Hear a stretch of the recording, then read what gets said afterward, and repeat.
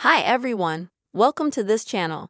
And in today's video, I will tell you and show you how you can easily remove sound from any video on your iPhone. Please don't forget to subscribe to this channel. Also write your comments after watching the video and make sure to put your likes. So friends, let's get down to our topic. And first of all, go to the gallery. And after that, you can go a little bit past the list the video section. So you will immediately find all the videos that you have on your phone. Next, select the video with the sound that you would like to delete. I have a little video with sound that I would like to get rid of.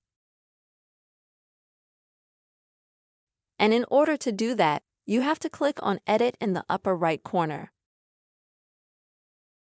And now in the top left corner, you'll see this volume sign. You need to click on it so that it's crossed out. And then click Save. This may take a few seconds. If you have a large video, it's going to take longer. And now when I turn it on to produce you, as you can see there's no sound on the video, and down here at the bottom we're shown that. So this is the very simple way, friends, you can remove the sound from any video on your iPhone. I hope this video was helpful for you. Please put your likes, write your comments, and see you soon.